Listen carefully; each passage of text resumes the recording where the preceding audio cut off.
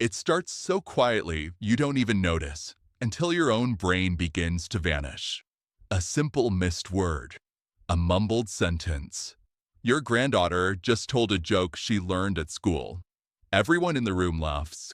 You laugh, too, nodding along, pretending you heard. But deep down, you didn't. Not a word. You caught the upbeat tone. You saw the infectious smile, but the punchline itself? It was a blur of sound. And that moment, that small act of social pretense, is not harmless. It's the beginning of something devastating. After the age of 50, millions of people worldwide experience gradual hearing loss. We dismiss it as just part of getting older and inconvenience, like needing reading glasses. But the real danger isn't the silence entering your ears. It's what that silence does to your brain. Think of it as starvation.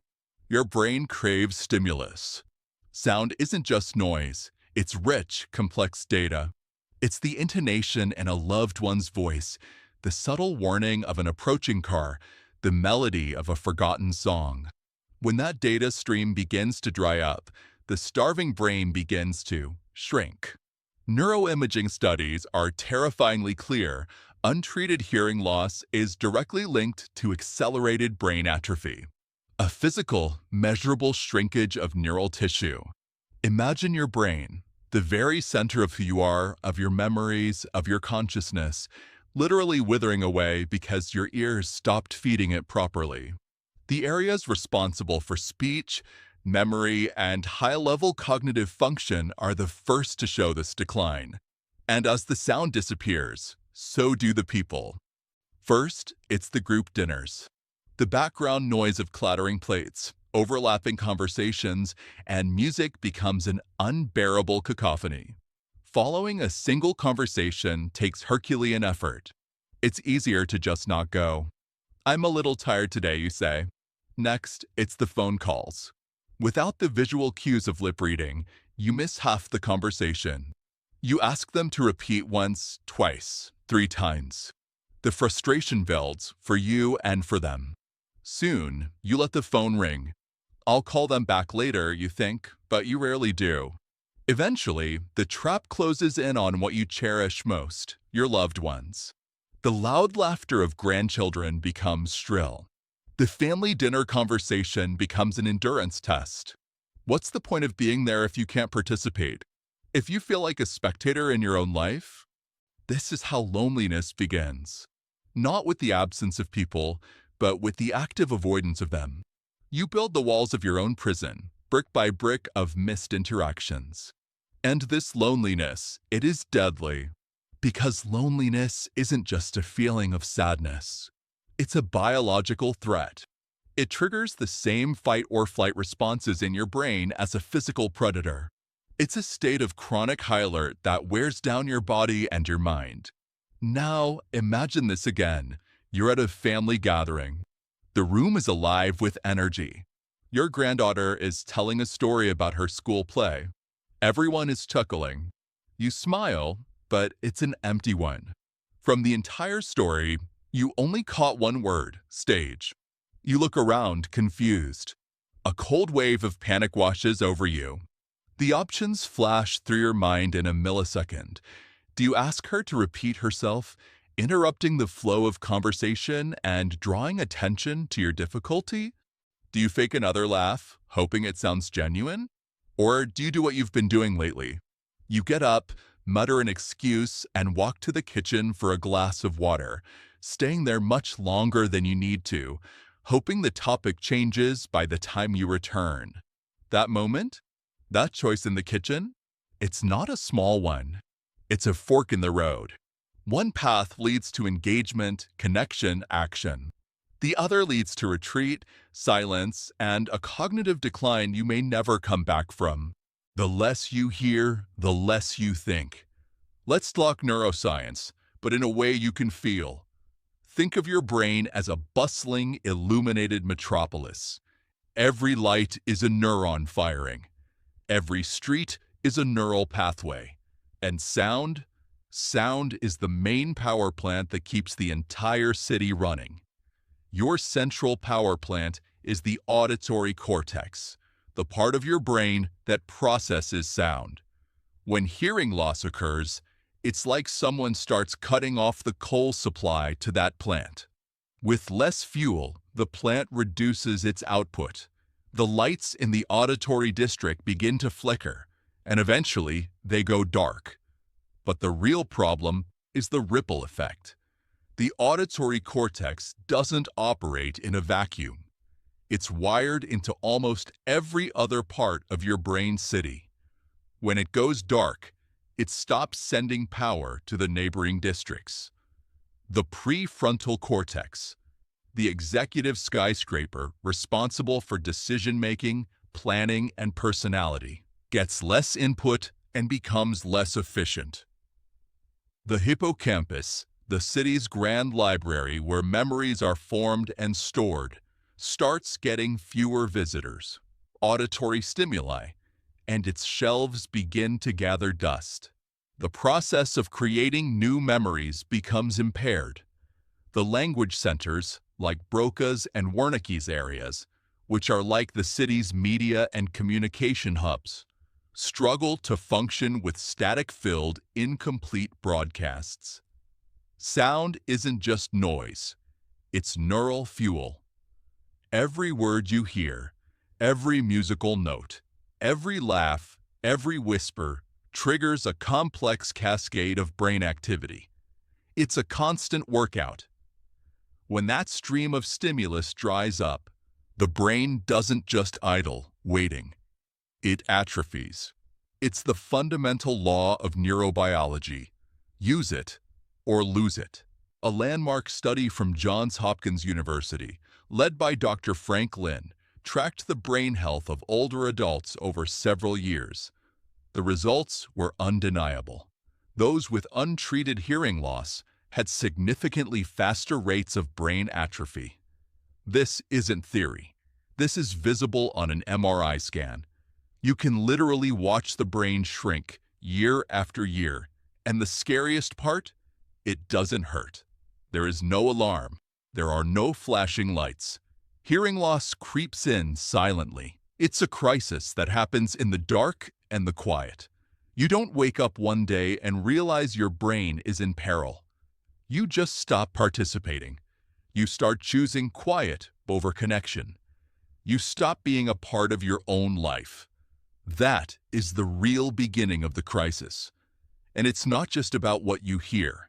It's about how often you think. Imagine going days, weeks, months without engaging in a meaningful conversation. Your vocabulary shrinks. Your ability to process language slows. Your confidence erodes. Then comes the emotional toll, the frustration of misunderstanding, the embarrassment of asking someone to repeat themselves. You might even start to doubt your own intelligence, thinking you're getting slow or senile, when in fact, your brain is just starving for a clear signal. And loneliness? It doesn't just knock on the door, it breaks the door down. In 2023, the U.S. Surgeon General declared loneliness a public health epidemic. Why? Because chronic isolation isn't just sad, it's chemically destructive. It leads to a 29% increased risk of heart disease, a 32% increased risk of stroke, and, most shocking of all, a 60% increased risk of developing dementia. When you're chronically lonely, your brain is flooded with cortisol, the stress hormone. Excess cortisol is a neurotoxin. It kills neurons and shrinks the hippocampus, the very center of your memory. So yes, the phrase is terrifyingly literal. The less you hear, the less you think.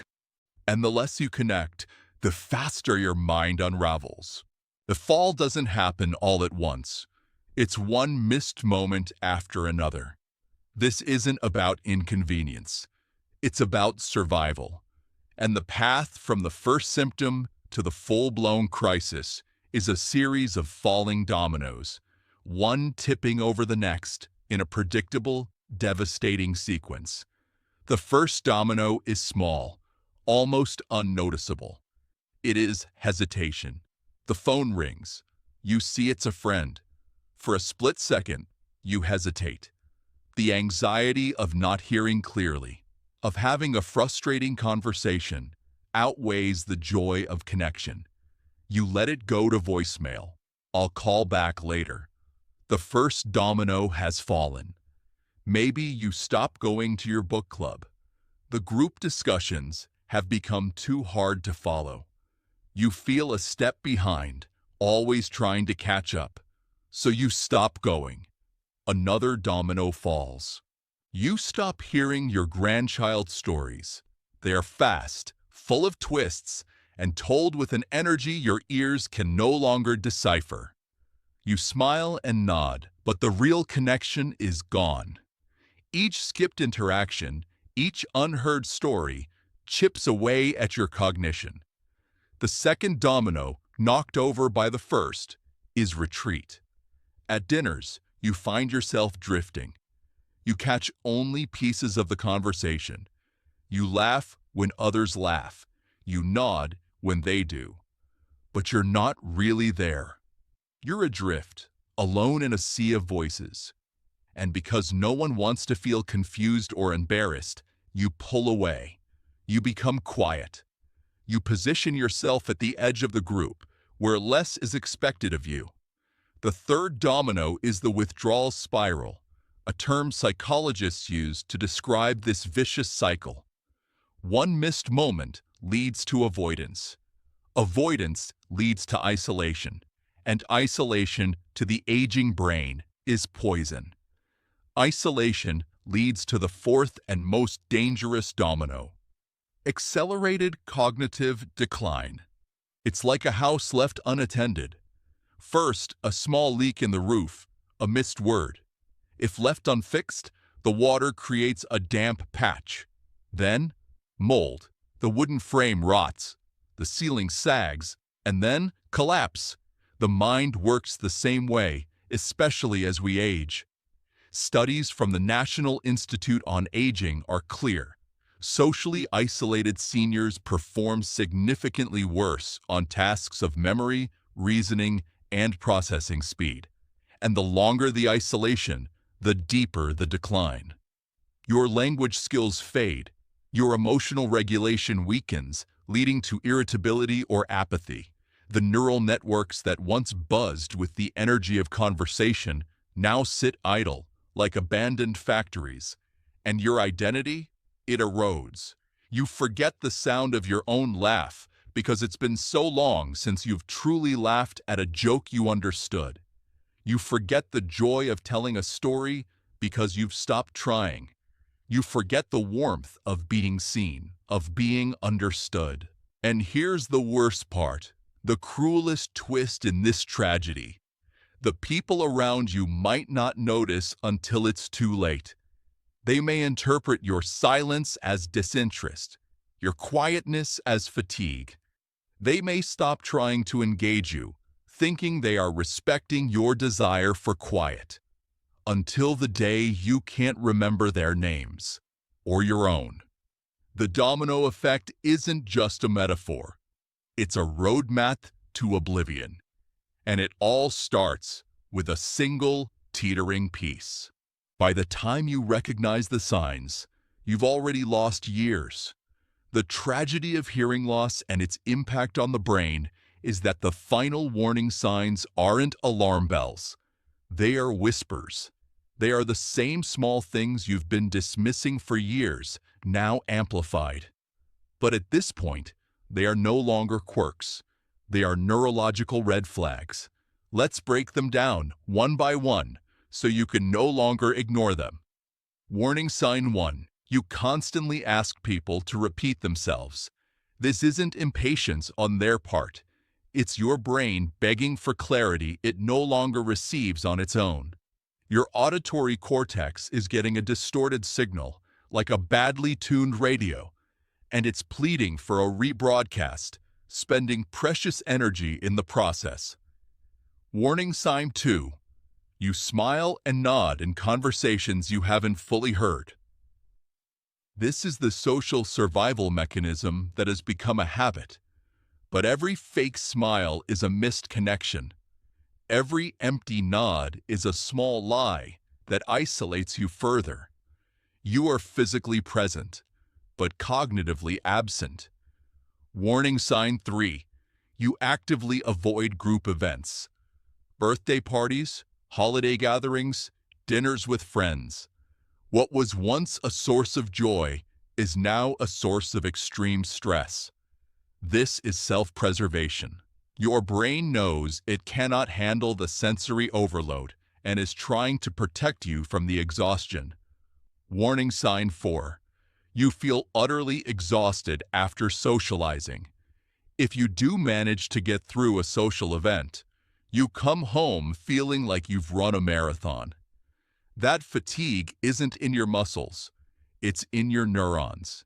Your brain has had to work twice, 3 times, 4 times as hard to decode muffled sounds, fill in the blanks, and try to keep up. It is cognitive burnout.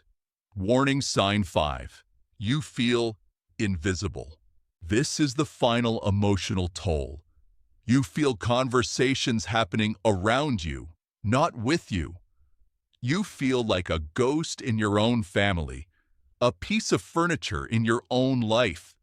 The sense that your voice, your opinions, and your presence no longer matter because the barrier to express them has become too high. These aren't quirks. They are the symptoms of a brain in distress.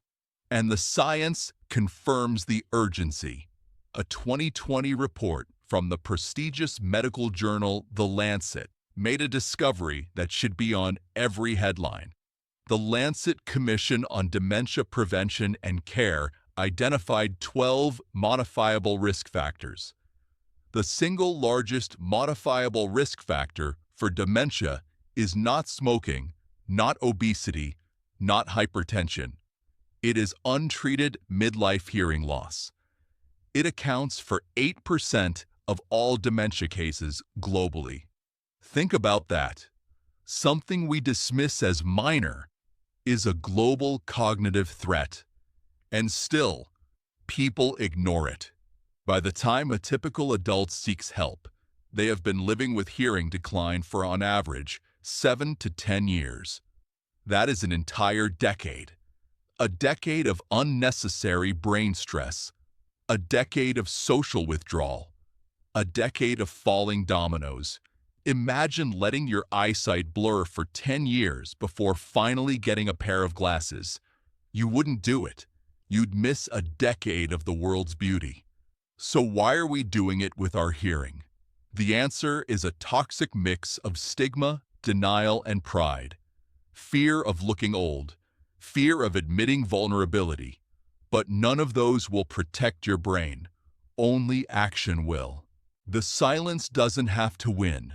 So far, we've painted a grim picture. But this is where the story turns. This is where hope enters. Because this is not inevitable. You are not a passive victim of aging. You have agency. You can pick up the hammer and stop the dominoes from falling.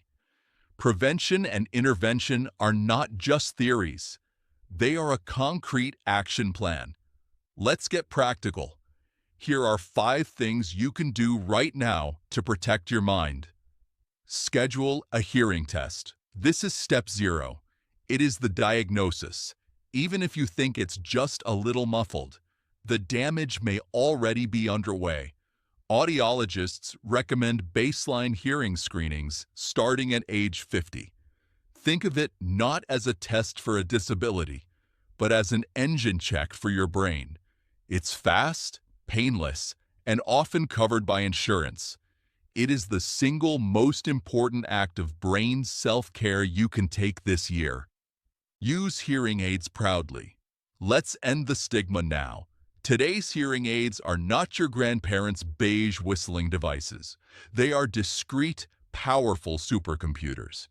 Many are virtually invisible. They connect to your phone via Bluetooth, stream music, filter out background noise using AI. Think of them not as ear amplifiers, but as brain protectors, neurostimulators. Every time you put them in, you are sending a rich stream of stimulus to your starving brain. You are literally rebuilding neural connections. Wear them as a sign of intelligence, not age. It's a sign that you care enough about your brain to give it the tools it needs. Combat isolation intentionally. Social connection doesn't just happen by accident, especially after retirement or when hearing becomes a challenge. You must design it into your life. Join a walking group, host a weekly video call with family, volunteer at a local shelter, sign up for a gardening club. Reconnect with an old friend for coffee. The key is regularity and quality. One deep conversation a week is better than 10 shallow interactions. Stimulate your mind daily, in multiple ways. Your brain needs novelty. If you're already struggling with hearing, you need to compensate with other stimuli. Learn an instrument. The combination of sound, touch, and cognition is incredibly powerful. Take an online class on a topic you've never explored. Do puzzles, play chess, learn a new language with an app. And here's a powerful tip. Read out loud to yourself. The act of speaking and hearing your own voice activates dual neural networks. Sound activates neurons. Silence lets them die. Move your body.